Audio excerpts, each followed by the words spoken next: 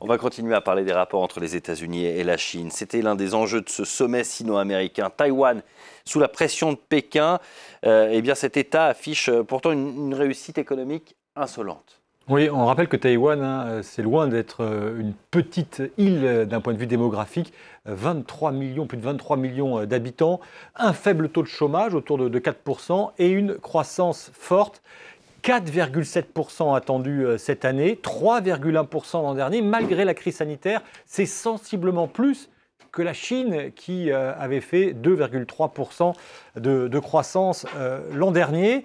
Alors quelles sont les explications à cette croissance forte dont bénéficie Taïwan ? D'abord, une gestion du Covid qui a fait beaucoup d'envieux avec l'absence de confinement. Donc forcément, l'économie a pu continuer à tourner, même si c'était un peu ralenti, elle a pu continuer à tourner. Et puis surtout, depuis des années, la Taïwan s'est engagée sur la voie des nouvelles technologies, des hautes technologies, des puces notamment, et l'électronique, à tel point qu'aujourd'hui, Taïwan, on peut qualifier Taïwan de reine de l'électronique. Regardez, 4e producteur mondial et les composants électroniques représentaient l'an dernier 39% des exportations taïwanaises. Alors je vous parlais des puces, il y a les puces de dernier cri, ce sont les toutes petites puces que vous avez dans vos téléphones portables. À Taïwan, 90% de la production mondiale, 90% de la production mondiale est issue de l'île taïwanaise, avec notamment, là on a une illustration de ce qui est fait par TCMC. TCMC, c'est Taiwan Semiconductor Manufacturing Company, c'est le leader mondial, TCMC, des puces, avec des investissements, rien que pour les 3 prochaines années, qui sont estimés à 100 milliards de dollars de la part de TSMC, hors recherche et développement, dans ces usines pour continuer à être à la pointe de la technologie en matière de puces. Alors, le souci, évidemment, c'est que Taïwan dépend largement de la Chine.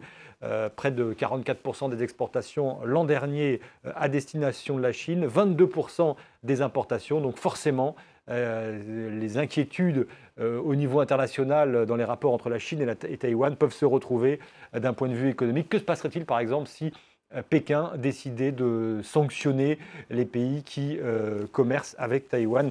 La question reste posée entière.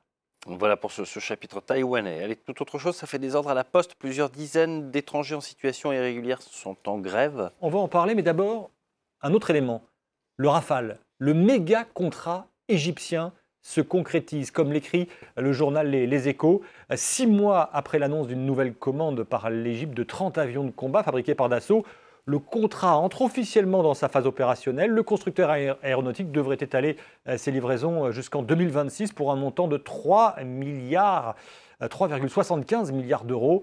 Longtemps boudé par la clientèle étrangère, le fleuron de l'aéronautique tricolore décolle ces dernières années. Là, je cite toujours Les Échos. 162 commandes fermes ont été enregistrées depuis 6 ans. Les commandes égyptiennes, commandes indiennes également. Et on en vient donc à ce sujet qui fait donc des ordres à la poste, des employés en situation irrégulière par dizaines qui font grève. Oui, alors ce n'est pas directement employé par la Poste, mais quand même plusieurs filiales, dont des PD livraison de colis. Vous allez voir les images, peut-être que le logo va vous rappeler quelque chose. Grève entamée hier sur ce site-là que vous voyez à l'image, Coudray-Montceau, c'est dans l'Essonne, donc en grande région parisienne. Dans l'espoir d'être régularisés, les grévistes ont dénoncent une forme de maltraitance organisée par la Poste à travers une cascade de sous-traitance. Donc, parmi ces sous-traitants, il y a des PD. Alors, aucun lien entre les grévistes et DPD France ne peut être avéré à ce stade, a réagi la Poste. Quoi qu'il en soit, ça fait un petit peu désordre, comme vous le disiez, cette situation. Merci beaucoup Axel May, c'était l'Info Écho.